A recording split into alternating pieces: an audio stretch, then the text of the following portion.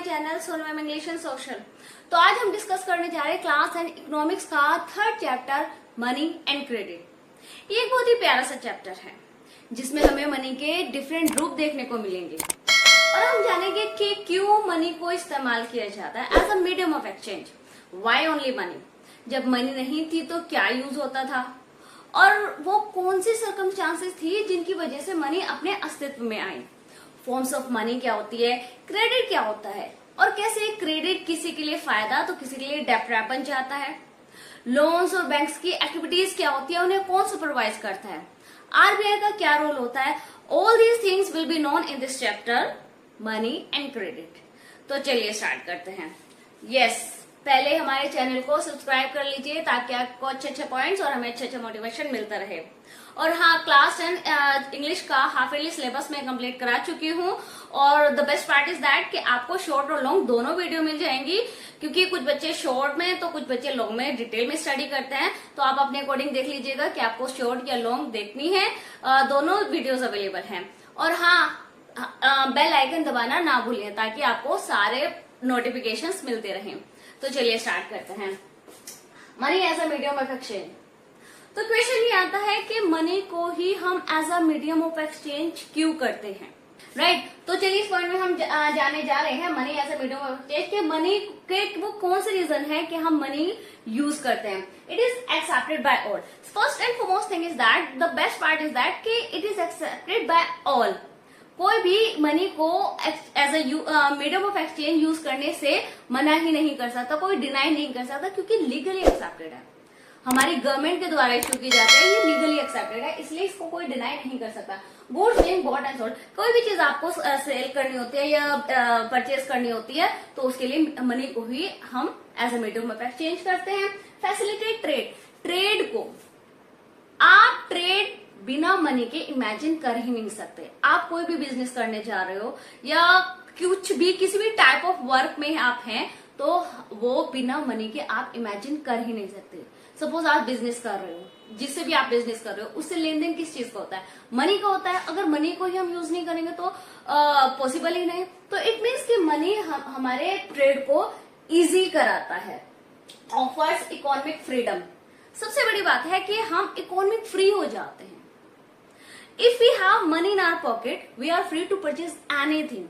हमें economic freedom देती है, हमें सोचना नहीं पड़ता। We can have the example of poor people. जो पुअर पीपल होता है जो कुछ महंगी चीजें अफोर्ड नहीं कर पाते हैं, तो इट मीन्स वो फ्री नहीं है कुछ भी खरीदने के लिए। लेकिन एक बंदा जिसके पास मनी है वो फ्री है, इकोनॉमिक फ्री है, वो कुछ भी इजिली अवेलेबल करा सकता है। That's why we use money as a medium of exchange. Reduce the issue of double coincidence of bonds in barter system. अब मनी से पहले अब तो आजकल इजीली अवेलेबल है, कोई भी चीज हमें परचेज करनी होती है, सेल करनी होती है, हम मनी लेते हैं और मार्केट से उस चीज को अवेलेबल करा सकते हैं।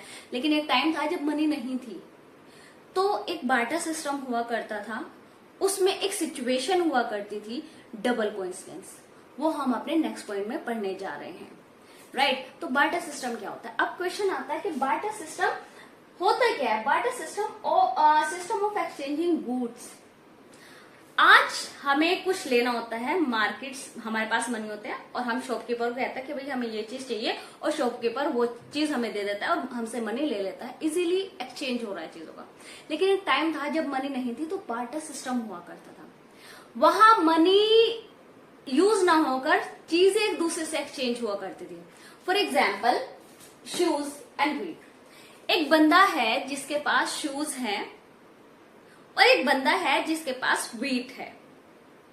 वो दोनों अपनी चीजों को एक्सचेंज कर लेते हैं। सपोज ये शू मेकर है, इसको व्हीट चाहिए, और ये व्हीट प्रोड्यूसर है, इसको शूज चाहिए। तो ये इजीली ये शू मेकर शूज देगा और व्हीट प्रोड्यूसर व्हीट देगा। ये चीजें एक दूसरे से एक्सचेंज कर लिया करते थे क्योंकि मनी तो हुआ ही नहीं करती थी, राइट? तो ये चीजों का जो लेन देन हुआ करता, चीजों से चीजों का लेन देन हुआ करता था। एक दूसरे की कमोडिटीज एक दूसरे से एक्सचेंज हुआ करती थी। This was the barter system.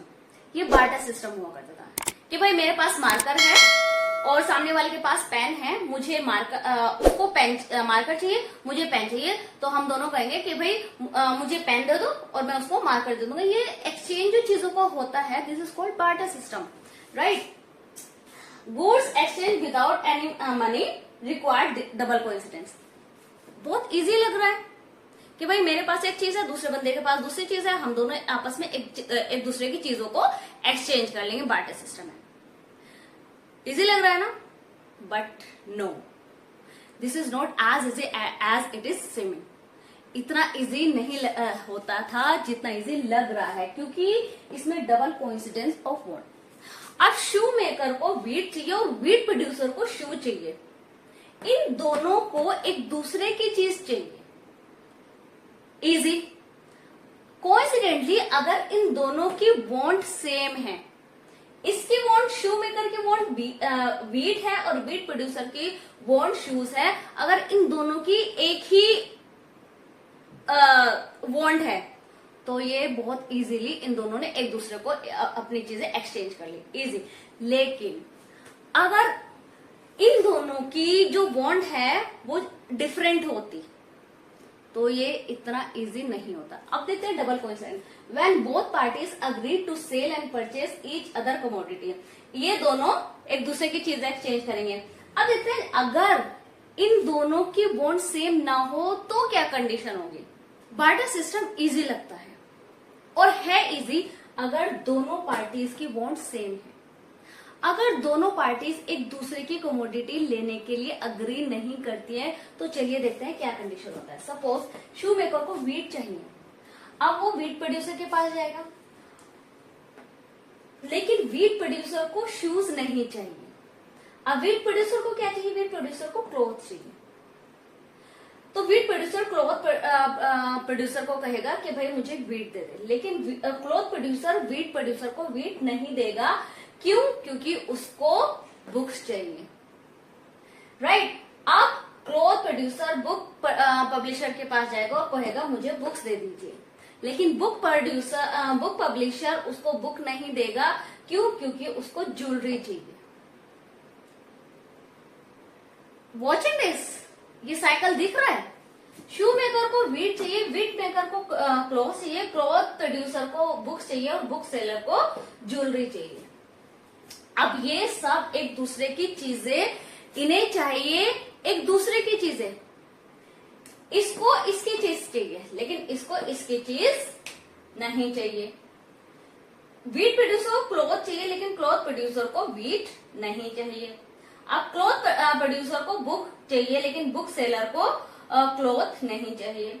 Book seller को ज्वेलरी चाहिए। तो ये यहां पर चीजों का एक्सचेंज नहीं हो पाएगा। क्यों नहीं हो पाएगा? क्योंकि किसी इनमें से किसी एक को भी किसी एक दूसरे की दोनों चीजें नहीं चाहिए।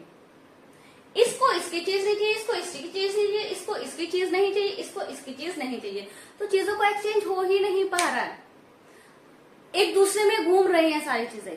यहाँ चीजों का एक्सचेंज इजीली हो गया क्योंकि दोनों को एक दूसरे की चीजें चाहिए, लेकिन यहाँ किसी को किसी की, किसी को किसी की, किसी को किसी की, किसी को किसी को, किसी को किसी और की चीज चाहिए। तो चीजें मिलना लेना इतना डिफिकल्ट हो जाता है डबल कोइंसिडेंस में, क्योंकि अगर सामने वालों को आपकी चीज और आपको सामने वाले की चीज चाहिए तो ही चीजों का एक्सचेंज हो पाता था, अदरवाइज हो ही नहीं पाता था। गेटिंग द डिफिकल्टी अब समझ आ रही है क्या डिफिकल्टी है? अब ये साइकिल बन जाता था डबल कोइंसिडेंस का, क्योंकि इनमें से किसी की भी बॉन्ड डबल नहीं है। किसी का कोई भी कोइंसिडेंटली एक दूसरे की चीजें नहीं खरीद पा रहा है, क्योंकि ऑब्वियसली आप मार्केट जा रहे हो। जस्ट इमेजिन, चलिए एक डिफरेंट वे में देखते हैं। आप मार्केट जा रहे हो, आपको वहां बहुत सारी चीजें चाहिए, आपको वहां बुक्स भी मिल रही है, कपड़े भी मिल रहे हैं, वीट भी मिल रहा है, वहां पर आपको मार्कर भी मिल रहे हैं और सारी चीजें मिल रही है, ज्वेलरी भी मिल रही है, मेकअप का सामान भी मिल रहा है, सारी चीजें मिल रही है। लेकिन उन सारे सेलर को आपके पास क्या है? जस्ट इमेजिन, आपके पास एक बुक है, उन सारे सेलर को आपकी बुक चाहिए ही नहीं, तो तो उन सारे सेलर में से कोई भी आपको अपनी चीज नहीं देगा जब तक आपके पास वो चीज नहीं होगी जो सामने वाला लेना चाह रहा है। Getting the point? That's why it was the most difficult thing when there is no double coincidence to exchange the thing. अगर चीजों को एक्सचेंज करने के लिए दो बंदों की बॉन्ड सेम नहीं है तो चीजें खरीदना और बेचना इम्पॉसिबल हो जाता था। That is the difficulty in barter system. ये डिफिकल्टी थी और इस डिफिकल्टी का क्या नेम है? Double coincidence. ये डबल कोइंसिडेंस है। इसलिए उसके अपोजिट आप देखिए, आप मार्केट में खड़े हैं, आपके सामने मार्केट में सारी चीजें, आपके सामने फ्रूट्स है, जूस है, बुक्स हैं, क्लोथ्स हैं, मिल्क प्रोडक्ट्स हैं, सारी चीजें हैं। आप कुछ भी खरीद सकते हो इफ यू हैव मनी। और वही अपने आप को उस बार्टर सिस्टम में देखो कि आपके पास मार्कर है या बुक है, लेकिन किसी को भी आपकी बुक से कोई मतलब ही नहीं, क्योंकि किसी को चाहिए ही नहीं आपकी बुक या मार्कर। तो आप वापस आ जाओगे घर बिना कुछ लिए। क्यों? क्योंकि किसी की भी बॉन्ड वो नहीं है जो आपके पास है। Right? This is the difficulty in barter system and that difficulty is the double coincident. Right? तो चलिए अब देखते हैं कि बार्टर सिस्टम की लिमिटेशंस क्या है, वो कौन कौन सी कमी है। उन कमियों को डिटेल वाइज देखते हैं कि क्या क्यों डिफिकल्ट हो जाता है बार्टर सिस्टम में चीजों को एक्सचेंज करना। The condition of double coincident must be fulfilled. पहले चीज तो हम पढ़ ही चुके हैं कि डबल कोइंसिडेंट, जब तक दो बंदों की बॉन्ड सेम नहीं होगी, कोइंसिडेंटली सेम नहीं होगी, तो बार्टर सिस्टम में चीजें एक्सचेंज हो ही नहीं सकती। राइट? अब नेक्स्ट पॉइंट देखते हैं, डिफिकल्टी टू एक्सचेंज गुड्स।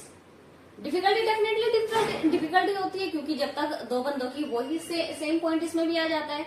ये पॉइंट्स मैंने डिफरेंट इसलिए लिखे हैं, this becomes the long question answer. ये लॉन्ग आंसर बन जाता है कि इसमें भी आप डबल कोइंसिडेंस वाला सीन बता सकते हो और इसमें difficulty, it gets difficult to exchange things without double coincidence. If two peoples bond is not same, barter system can take place. इस तरह आप अपने आंसर को डिटेल वाइज थोरोली लिख सकते हो इन board exams. Difficulty in accumulating wealth and value. Yes, इस पे डिफिकल्टी क्या है कि चीजों की वैल्यू में बहुत डिफरेंस होता है। फॉर एग्जाम्पल, मेरे पास मार्कर है और सामने वाले बंदे के पास कुछ ज्यादा एक्सपेंसिव चीज है, क्लोथ्स हैं, ज्वेलरी है। उन बंदों को, एक बंदा है जिसके पास ज्वेलरी है, उसे मार्कर चाहिए, और मैं हूं, मुझे ज्वेलरी चाहिए। तो यहाँ दोनों बंदों की बॉन्ड सेम है, कोइंसिडेंटली सेम है, चीजों का एक्सचेंज इजीली हो सकता है और हो भी जाता है, लेकिन यहाँ वैल्यू डिफर कर जाती है। अब एक मार्कर की वैल्यू और ज्वेलरी की वैल्यू में डेफिनेटली डिफरेंस होगा। तो बार्टर सिस्टम की एक बहुत बड़ी कमी यह है कि चीजों के एक्सचेंज में चीजों की वैल्यू भी एक्चुअल में नहीं पता चल पाती है। जिस चीज की जितनी वैल्यू है, जरूरी नहीं है कि मार्केट में उसकी उतनी ही वैल्यू की दूसरी चीज मिल जाएगी। राइट? तो यहाँ मार्कर और ज्वेलरी की वैल्यू में डिफरेंस है, ये भी एक बहुत बड़ा इश्यू है। अब मार्केट में तो इजिली मनी से तो हम इजिली खरीद सकते हैं, मार्कर की जितनी वैल्यू होगी हम उतने मनी देंगे और ज्वेलरी की जितनी वैल्यू होगी हम उतनी मनी देंगे। तो चीजों की एक्चुअल कॉस्ट हमें मिल जाते हैं इन फॉर्म्स ऑफ मनी। मनी के फॉर्म में हमें इजिली चीजों की एक्चुअल कॉस्ट मिल जाती है, लेकिन बार्टर सिस्टम में हमें एक्चुअल कॉस्ट नहीं मिलती। बस हमारी वॉन्ट सेम होनी चाहिए, that becomes the easier thing. Right? Next point, difficulty to store things for future. अब चीजों को फ्यूचर के लिए हम बार्टर सिस्टम में चीजों को फ्यूचर के लिए हम सेव नहीं कर सकते। फॉर एग्जाम्पल, हम अर्न कर रहे हैं, we are earning money more and more, we can save it in any way. हम उसे इन फॉर एनी टाइम हम फ्यूचर के लिए अपनी मनी को बचा के रख सकते हैं और कितना भी बचा के रख सकते हैं, और इन फ्यूचर वो हमारे इजीली काम आ सकती हैं। इन फ्यूचर हम फ्यूचर सेट करने के लिए हम फ्यूचर के लिए मनी बचाते हैं, मनी सेव करते हैं और उस फ्यूचर में वो हमारे काम आती है, इजी। लेकिन वही अगर मनी ना हो तो चीजों को तो हम स्टोर नहीं कर सकते ना। अब सिर्फ गोल्ड की, आप एक चीजों में, कमोडिटीज में सिर्फ गोल्ड ऐसी चीज होता है जिसको हम सेविंग में रख सकते हैं। अब गोल्ड के अलावा फ्रूट्स है, वेजिटेबल्स हैं, घर का फर्नीचर है, so many things are there in the market और इन आवर हाउसेस, जो चीजें हम सेविंग के तौर पे नहीं रख सकते फ्यूचर में। हम अपने घर के फर्नीचर को सेविंग के लिए नहीं रख सकते, क्योंकि चीजों की कीमत घटती है टाइम के साथ। मनी की कीमत नहीं घटती टाइम के साथ, राइट? तो चीजों को फ्यूचर के लिए सेव करना बहुत ज्यादा मुश्किल हो जाता था। वहीं मनी को सेव करके रखो, आपके फ्यूचर में इजीली वो काम आ सकती है। लेकिन चीजों को स्टोर करके नहीं रखा जा सकता, तो हमारा फ्यूचर सेट नहीं होता है बाटा सिस्टम में। मनी के सिस्टम में हमारा फ्यूचर सेट होता है। आज हम यंग है, हम बहुत सारा पैसा कमा सकते हैं, लेकिन एक टाइम आता है हम इतनी फिजिकल एबिलिटी नहीं हो सकती, उस टाइम पे हमारे यंग एज की मनी कम आती है। लेकिन बाटा सिस्टम में मनी है ही नहीं, चीजों को कितना स्टोर करेंगे, अब गोल्ड कितना स्टोर रखेंगे, राइट? तो that becomes the difficult thing. Lack of measurement. अब एक और डिफिकल्टी है मेजरमेंट की। अब जस्ट इमेजिन आपके पास वही डॉग्स एंड रैबिट, एक बंदे के पास रैबिट है और एक बंदे के पास डॉग है। अब डॉग के रिप्लेसमेंट पे, डॉग के एक्सचेंज में आपको 3 रैबिट्स मिल जाते हैं, राइट? डबल कोइंसिडेंस में क्या होगा, डॉग वाले बंदे को रैबिट चाहिए और रैबिट वाले बंदे को डॉग चाहिए, वो दोनों एक्सचेंज कर लेंगे। लेकिन डॉग वाले बंदे को 1 रैबिट चाहिए। अब रैबिट तो वो 1 दे देगा क्योंकि उसके पास 3 रैबिट्स हैं, लेकिन 1 रैबिट के बदले में क्या वो डॉग को आधा काट के देगा? Getting the point? 3 रैबिट्स के एक्सचेंज में एक डॉग मिल रहा है, अब उसे चाहिए 1 रैबिट, तो 3 में से 1 रैबिट देते तो उसके लिए तो इजी हो जाएगा। लेकिन डॉग तो 1 के बदले में भी पूरा ही डॉग आएगा, 2 के बदले में पूरा डॉग आएगा और 3 के बदले में भी पूरा डॉग आएगा। तो अगर मेजरमेंट की बात आती है तो क्या एक के बदले में वो डॉग को आधा काट के देगा? That is the difficult thing. तो ये पॉइंट्स है कि एक तो बाटा सिस्टम की कमी है कि डबल कोइंसिडेंस की वो होनी चाहिए, बॉन्ड सेम होनी चाहिए, और चीजें एक्सचेंज नहीं होती, ये डिफिकल्टी है।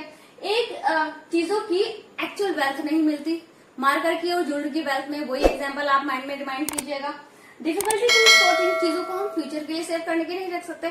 हम यंग एज में कितना भी कमा लें, लेकिन फ्यूचर हमारा सेव नहीं है, क्योंकि चीजें हम सेव करके नहीं रख सकते मनी की तरह, राइट? लैक ऑफ मेजरमेंट में भी कमी है। अब डॉग को, या डॉग की जगह काव है, काव की जगह हम दूसरी चीज एक्सचेंज कर रहे हैं, तो काव को आधा काट के नहीं दे सकते, राइट? तो this was all about this topic. इस टॉपिक में हमने पढ़ा कि money as a medium of exchange क्यों यूज होता है, और बार्टर सिस्टम क्या होता है, और डबल कोइंसिडेंस क्या होता है। Hello everyone, my name is Sonia and I welcome you to my channel Sonia ma'am English and social. तो हमारी मनी एंड क्रेडिट की सीरीज चल रही है और हम अपना फर्स्ट टॉपिक डिस्कस कर चुके हैं, जिसमें हमने डिस्कस किया था why do we use money as a medium of exchange, कि मनी को हम as a medium of exchange क्यों यूज करते हैं, बार्टर सिस्टम क्या होता है, डबल कोइंसिडेंस क्या होता है, उसकी कमियां क्या होती है, उन चीजों को हमने डिस्कस किया था। वेट, पहले हमारे चैनल को सब्सक्राइब कर लीजिए ताकि आपको अच्छे अच्छे पॉइंट्स और हमें अच्छा मोटिवेशन मिलता रहे, और हाँ, बेल आइकन दबाना ना भूलें। चलिए, फॉर्म्स ऑफ मनी। तो आज हम मनी को इजिली यूज करते हैं। अब देखते हैं एंशिएंट पीरियड में क्या यूज करते थे, मिडिवल पीरियड में क्या यूज करते थे, और मॉडर्न पीरियड में अब हम क्या क्या चीजें यूज कर रहे हैं। एक टाइम था जब लोग बहुत सिंपल हुआ करते थे, लाइफ इतनी डिफिकल्ट नहीं थी, इतनी कॉम्प्लेक्स नहीं थी, सीधे से लोग थे, वो सीधे से अनाज उगाया करते थे और अनाज और कैटल्स को ही as a medium of exchange वो यूज किया करते थे। उसके बाद टाइम आता है मिडिवल पीरियड, जिसमें मेटेलिक कॉइन्स इन्वेंट हुए। मेटल कॉइन्स में सिल्वर, गोल्ड, कॉपर और लीड का वो यूज करने लगे। ये वाले कॉइन जैसे आपने राजा महाराजाओं के टाइम पे देखा होगा कि ये वाली अशर्फी, सोने की अशर्फी, चांदी की अशर्फी, वो वाले कॉइन्स यूज होने लगे। उसके बाद modern period, now we are using paper currency. अब हम पेपर करेंसी यूज करते हैं, जैसे कि हम यूज करते हैं पेपर करेंसी, और कॉइन्स अभी भी हमारे यहाँ यूज होता है, वो 1 रुपी, 2 रुपी, 5 रुपी, 10 रुपी, तो काफी सारे बनते जा रहे हैं। अब हम देखते हैं modern forms of money. Medieval period में, एंशिएंट पीरियड में क्या यूज होता था, पुराने जमाने में सिंपल लोग, जो नेचुरल चीजें थी, अनाज था नेचुरल, एनिमल्स थे, उनका ही एक्सचेंज किया करते थे। फिर थोड़ा टाइम चेंज हुआ मिडिवल पीरियड पे, तो हम मेटेलिक कॉइन्स यूज करने लगे। अब हम ज्यादा मॉडर्न है, तो अब हम पेपर करेंसी और कॉइन्स भी यूज करते हैं। नाउ फॉर्म्स ऑफ मनी, अब हम किस किस चीज में मॉडर्न टाइम में अब हम कौन कौन सी चीजें यूज करते हैं, नेट बैंकिंग। और ये मैं आपको बता दूं कि ये सारे पॉइंट्स हैं, they are like question answers. इसका आप एक लॉन्ग आंसर फॉर्म कर सकते हो, इसका एक लॉन्ग आंसर फॉर्म कर सकते हो, इसका करेंसी का एक लॉन्ग आंसर फॉर्म कर सकते हो, रिजर्व बैंक का एक लॉन्ग आंसर फॉर्म कर सकते हो। तो आप लोग इसका एक स्क्रीनशॉट ले लीजिए। These are like 1 2 3 4 long answers. आप इनको अच्छे से समझे, रटना बिल्कुल भी नहीं है, क्योंकि रटा हुआ कभी भी माइंड में नहीं रहता। आप इनको स्क्रीनशॉट लेकर इसको समझ के आप इसीलिए अपना आंसर फॉर्म करना है, क्योंकि हमें रटना नहीं है, हमें अपने आंसर बनाने हैं। Right, forms of money. आजकल हम क्या यूज करते हैं, नेट बैंकिंग। नेट बैंक अब हमें कोई भी चीज करने के लिए डायरेक्ट बंदे के पास जाना नहीं पड़ता, मनी को एक्सचेंज नहीं करना पड़ता डायरेक्टली। अब हम नेट बैंकिंग यूज करते हैं, मोबाइल से घर बैठे बैठे हम किसी को भी मनी ट्रांसफर कर सकते हैं, नेट से बैंक से ट्रांसफर कर सकते हैं, मोबाइल से ट्रांसफर कर सकते हैं। आज हम पेपर नोट्स यूज कर रहे हैं, डेबिट कार्ड्स वगैरह सबको पता ही है। डेबिट कार्ड एक कार्ड इश्यू करता है बैंक, और उससे हम कभी भी एटीएम वगैरह में कभी भी मनी निकाल सकते हैं। चेक के तौर पे भी हम बिना मनी को एक्सचेंज कर सकते हैं। यूपीआई, ये सारी चीजें आज के टाइम में हम यूज कर रहे हैं, और आई होप कि आप सबको ये सारी चीजें पता है। बस ये सारे पॉइंट्स, क्योंकि क्वेश्चन में कभी कभी आ जाता है what is the modern forms of money, right the names of modern forms of money, तो इसमें ये सारे पॉइंट्स आ जाएंगे। करेंसी, अब करेंसी क्वेश्चन आ सकता है, व्हाट इज करेंसी। अब ये सारे पॉइंट्स लेके आप आंसर फॉर्म कर सकते हैं। Unit of exchange, currency is a unit of exchange. चीजों को एक्सचेंज करने के लिए हम करेंसी यूज करते हैं, पेपर नोट्स वगैरह हम यूज करते हैं। ट्रांसफर गुड्स एंड सर्विसेज, चीजों का, सामान का लेन देन, सर्विस का लेन देन भी करेंसी से ही होता है। करेंसी डिफरेंट होती है, हर कंट्री की करेंसी डिफरेंट होती है। जैसे सऊदी की डिफरेंट है, दुबई की डिफरेंट है, अमेरिका की डिफरेंट है, चाइना की डिफरेंट है। तो it differs from country to country, right, लेकिन यूज हर जगह होती है। लीगली एक्सेप्टेड, ये लीगली एक्सेप्टेड है। जैसे मैंने money as a medium of exchange में सारे पॉइंट्स बताए थे, उसके कुछ पॉइंट्स यहाँ पर भी आ जाएंगे, क्योंकि करेंसी और मनी में वही सारी चीजें आ जाती हैं। लीगली एक्सेप्टेड, कोई भी इसको यूज करने से डिनाई नहीं कर सकता। Demand and supply bye CBI, CBI central bank, इसकी डिमांड और supply central bank of India, India का जो सेंट्रल बैंक है, जैसे सेंट्रल गवर्नमेंट होती है उसी का जो बैंक होता है, वो इसको सप्लाई करता है। ऑथोराइज बाय गवर्नमेंट, ये गवर्नमेंट के द्वारा ऑथोराइज्ड होती है, इसलिए कोई भी बंदा इसे यूज करने से मना नहीं कर सकता। No value of its own, इसकी अपनी कोई वैल्यू नहीं होती है। क्यों? क्योंकि आप किसी भी पेपर पे 200, 300, 500, 1000 कुछ भी लिखकर चलाएंगे तो नहीं चलेगा। क्यों? क्योंकि उसकी किसी भी पेपर की अपनी वैल्यू नहीं होती है। वैल्यू जब होती है जब वो गवर्नमेंट के द्वारा ऑथोराइज होता है। अब we can have the example of so simple नोटबंदी। अब हम नोटबंदी का इसमें यहाँ बहुत अच्छा सा एग्जांपल ले सकते हैं। अब नोटबंदी के टाइम पर जब 2000 के रुपीज और 1000 रुपीज का जो नोट था और 500 का सारी ही करेंसी चेंज हुई थी, तो वो जो ओल्ड करेंसी थी, ओल्ड पेपर के जो नोट थे वो यूजलेस हो गए थे। आपने न्यूज में भी देखा होगा कि 500 के नोट और 1000 के नोट ऐसे नदियों में बहाए लोगों ने, क्योंकि जब वो एक्सचेंज होने बंद हो गए थे।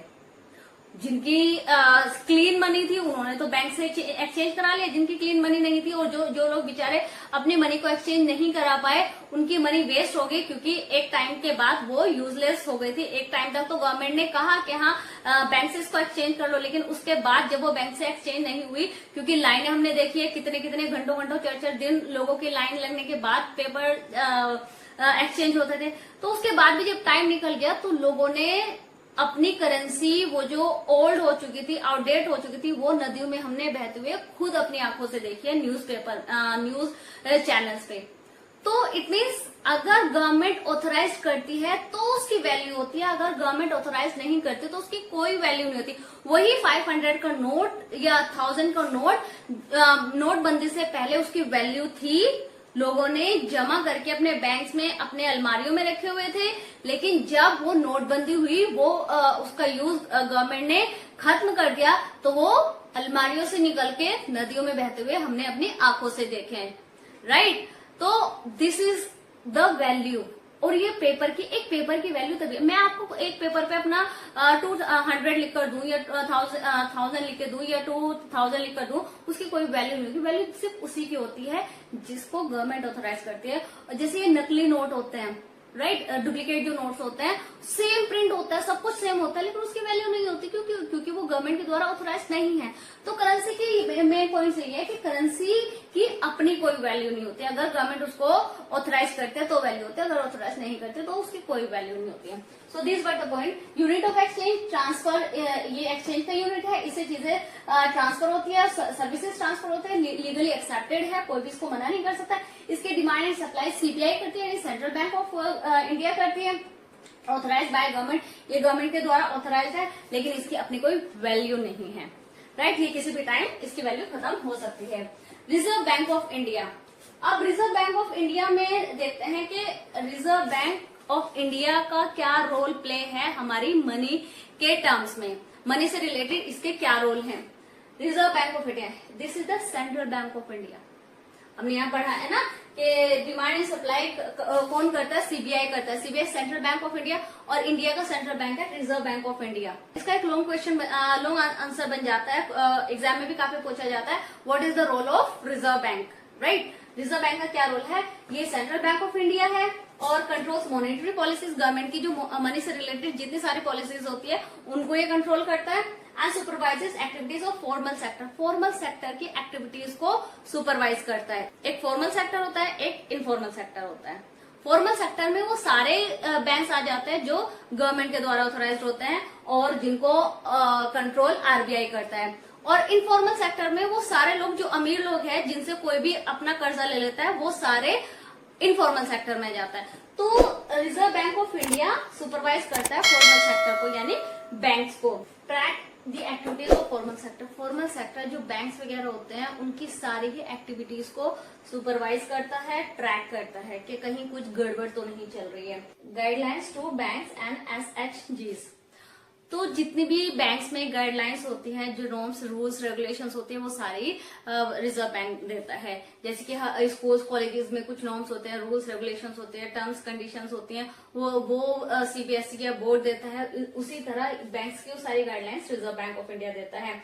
Direction and regulating terms and condition, जितनी भी बैंक्स में टर्म्स कंडीशंस होती हैं, जैसे कि इंटरेस्ट रेट होता है, क्या क्यों, वो कौन सी कंडीशंस होती है जिनसे लोन लिया जाता है, वो कौन सी कंडीशंस होती है जिनसे लोन नहीं लिया जाता है, इंटरेस्ट क्या होता है, वो सारी चीजें आरबीआई के अंडर आती हैं। प्रोवाइड्स फीडबैक टू गवर्नमेंट, अब जितने भी मॉनेटरी रिलेटेड फीडबैक होता है, गवर्नमेंट की जितनी मनी से रिलेटेड जितनी पॉलिसीज होती है उन पे फीडबैक भी रिजर्व बैंक ही देता है। Holds part of cash of banks, और बैंक में कुछ पार्ट बैंक की मनी का जो डिपॉजिट होता है, बैंक के डिपॉजिट का कुछ पार्ट आरबीआई रखता है। तो ये सारी चीजें अब हम देख सकते हैं कि कैसे रिजर्व बैंक एक होल्ड करने वाला कैरेक्टर है। एक बैंक सारे बैंक्स को होल्ड करके रिजर्व बैंक लगता है। जैसे कि इन स्कूल्स एक प्रिंसिपल होता है, वो सारे स्कूल्स को मैनेज करता है। इसी तरह सारे बैंक्स में हेड कौन होता है, आरबीआई होता है, जो सारे पूरी कंट्री के बैंक्स को मैनेज करता है, रूल्स रेगुलेशंस को, सारी चीजों को, कि कहाँ क्या चल रहा है। कहीं बैंक ये तो नहीं है कि बैंक जो है वो सिर्फ बड़े बड़े ट्रेडर्स को, बड़े बड़े बिजनेसमैन को ही लोन दे रहा है, वो ये भी देखता है कि बैंक जो है वो लोन हर बंदे को दे, सिर्फ प्रॉफिट मेकिंग कंपनीज को ना देके छोटे छोटे मजदूर, जो लेबर्स होते हैं, जो गरीब लोग होते हैं, किसान होता है, उनको भी बैंक लोन दे। ये सारी चीजें कि सिर्फ बैंक की एक्टिविटी सिर्फ प्रॉफिट मेकिंग तो नहीं चल रही है, बैंक एक सही डायरेक्शन में चल रहा है, नहीं चल रहा है, या कहीं कुछ गड़बड़ी तो नहीं चल रही, सारी चीजें आरबीआई ही मॉनिटर करता है, right. So this was all about this topic. इस टॉपिक में हमने forms of money, modern forms of money, currency, reserve bank of India, सारी चीजों को थोरली पढ़ा है। और आप एक बारी इसको रिवाइज भी करना है। इसका आप स्क्रीनशॉट ले लीजिए ताकि आप इसको आफ्टर वीडियो आप इसको देख के सारी चीजें मेमोराइज कर सकें। तो नेक्स्ट टॉपिक में हम पढ़ेंगे डिपॉजिट विद बैंक, बैंक में कितना लोग कैसे डिपॉजिट करते हैं और कब कैसे वो निकाल सकते हैं उसमें से, और डिमांड ड्राफ्ट क्या होते हैं और चेक क्या होता है, ये सारी चीजें हम नेक्स्ट वीडियो में डिस्कस करेंगे। पहले हमारे चैनल को सब्सक्राइब कर लीजिए ताकि आपको अच्छे अच्छे पॉइंट्स और हमें अच्छा मोटिवेशन मिलता रहे। और हाँ, बेल आइकन दबाना ना भूलें ताकि आपको सारे नोटिफिकेशंस मिलते रहें। राइट। Hello everyone. तो लास्ट वीडियो में हमने डिस्कस किया कि डिफरेंट फॉर्म्स ऑफ मनी क्या होती है, एंशिएंट टाइम में, मिडिवल टाइम में और मॉडर्न टाइम में किस किस फॉर्म में हम मनी को यूज करते हैं, आरबीआई का क्या रोल होता है। तो इस टॉपिक में हम पढ़ने जा रहे हैं डिपॉजिट विद बैंक, कि बैंक में जो हम लोग डिपॉजिट कराते हैं वो क्या होता है, कैसे निकाला जाता है। डिपॉजिट भी 2 टाइप्स के होते हैं। एक तो फिक्स डिपॉजिट होता है जिसको हम 10 इयर्स, 5 इयर्स, 20 इयर्स के लिए करा देते हैं, उसके बिटवीन हम उसको नहीं निकालते हैं। लेकिन एक हमारा सेविंग अकाउंट होता है कि हम घर पर पैसा ना रखकर, क्योंकि घर पर एक डेंजर भी रहता है कि कहीं चोरी ना हो जाए, डाका ना पड़ जाए, तो हम अपना अमाउंट सेफ रखने के लिए बैंक में अमाउंट डिपॉजिट करा देते हैं। तो वो डिपॉजिट कराने के बाद हम उसको किसी भी time, eight any time, on demand वो हम निकाल सकते हैं। इस पे गवर्नमेंट हमें किसी भी टाइम देने के लिए रिस्पॉन्सिबल है, वो कभी मना नहीं कर सकता है। कोई रेयर केस हो जाता है, वो एक डिफरेंट चीज है, लेकिन बैंक हमें हमेशा अवेलेबल रहता है, हम किसी भी टाइम बैंक से अपना अमाउंट निकलवा सकते हैं। तो deposit in bank account which can be withdrawn without any advance notice is known as demand deposit. वो डिपॉजिट जो हम बैंक में जाकर किसी भी टाइम निकाल सकते हैं बिना किसी नोटिस के। ऐसा नहीं कि हमें नोटिस देना पड़ता है या हमें कुछ अप्लाई करना पड़ता है कि हमें अमाउंट निकलवाना है, हम किसी भी टाइम जाकर निकलवा सकते हैं। और ये तो बहुत कॉमन चीज है, आई होप ये सबको पता होगी, क्योंकि अब मॉडर्न टाइम में है, हम कोई पुराना जमाना तो है नहीं कि चीजें हमें नहीं पता है। आप लोग तो वैसे बहुत ज्यादा स्मार्ट हो आज के टाइम में। राइट। फीचर्स, इसके फीचर्स क्या होता है? People earn interest on demand deposit. ये तो सभी को पता होता है कि हम अपना अमाउंट जमा करा देते हैं बैंक में, लेकिन ये बहुत कम लोगों को पता होता है कि बैंक उस अमाउंट पे कुछ इंटरेस्ट देता है।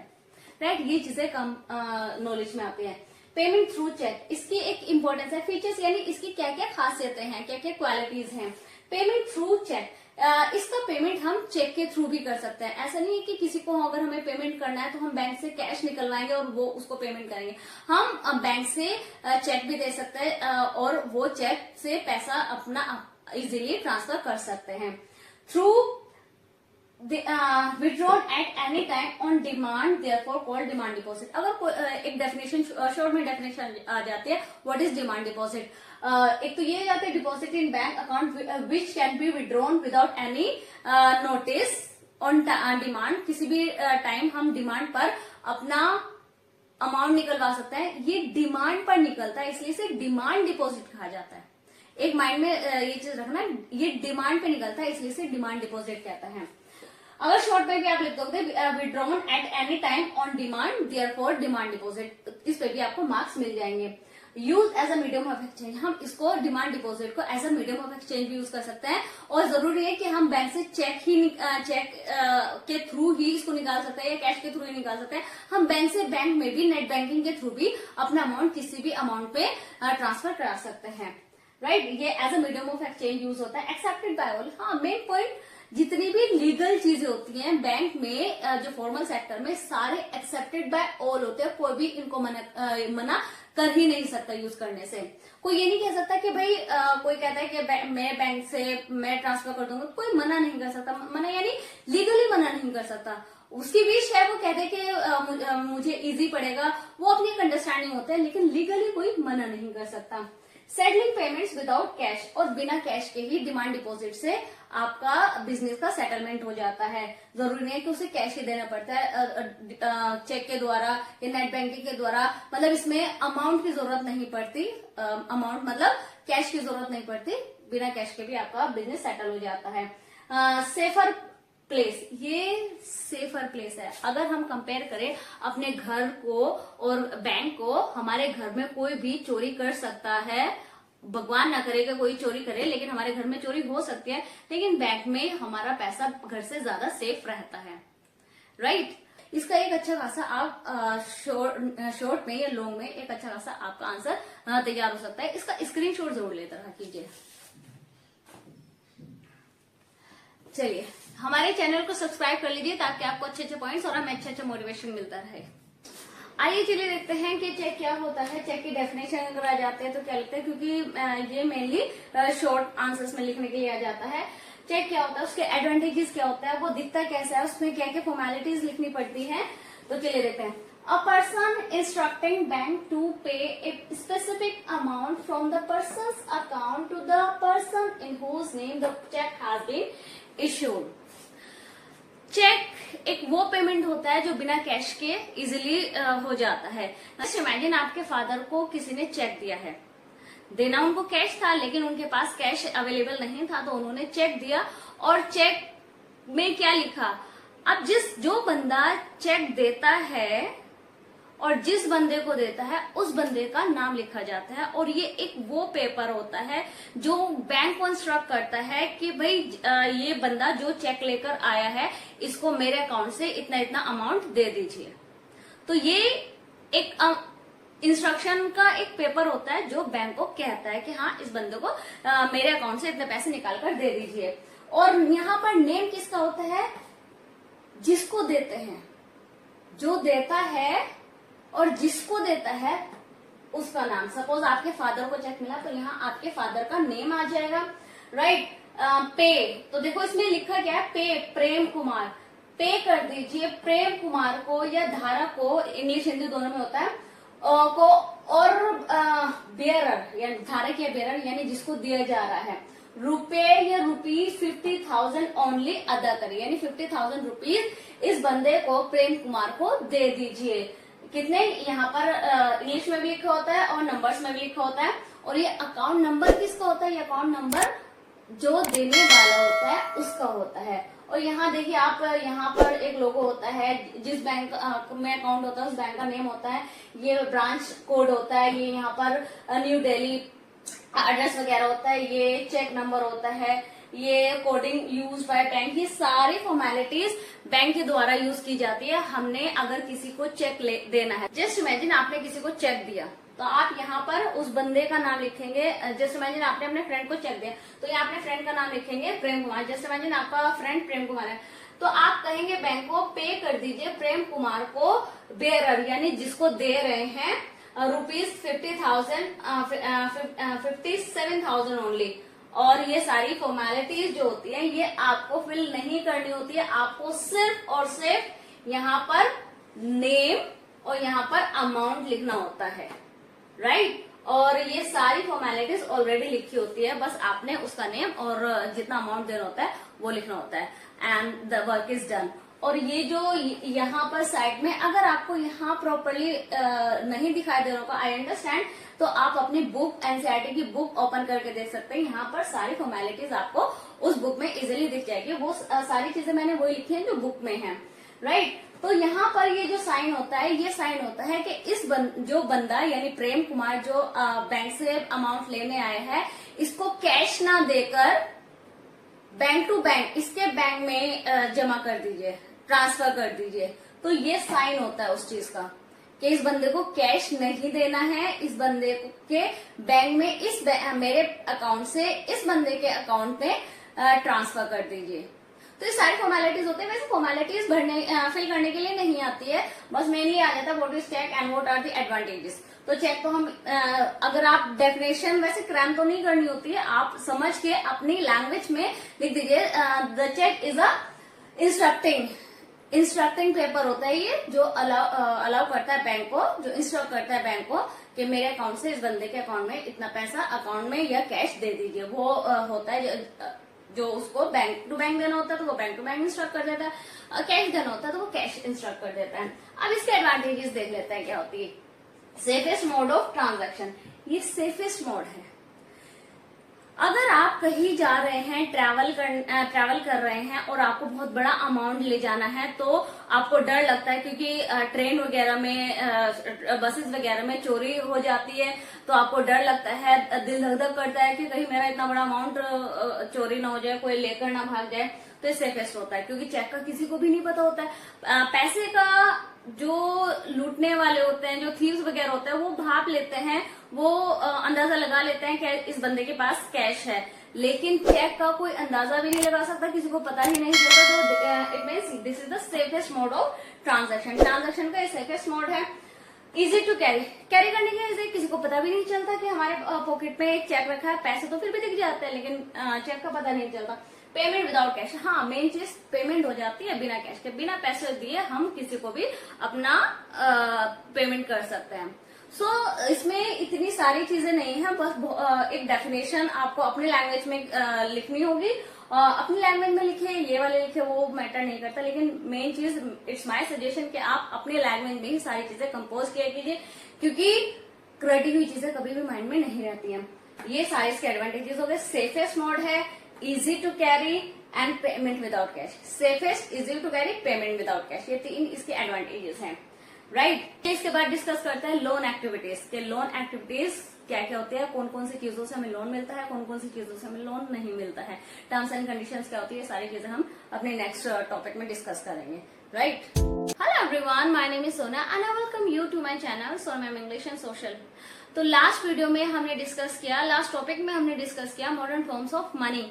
व्हाट इज करेंसी, करेंसी क्या होती है, एंशिएंट टाइम में क्या यूज होता है, मिडिवल टाइम में क्या यूज होता था, और मॉडर्न फॉर्म्स ऑफ मनी क्या होते हैं, और डिपॉजिट विद बैंक्स, बैंक में कैसे डिपॉजिट किया जाता है, कैसे हम चेक से पेमेंट कर सकते हैं विदाउट कैश, और चेक की फॉर्मेलिटीज कैसी कैसी होती है, क्या क्या होती है।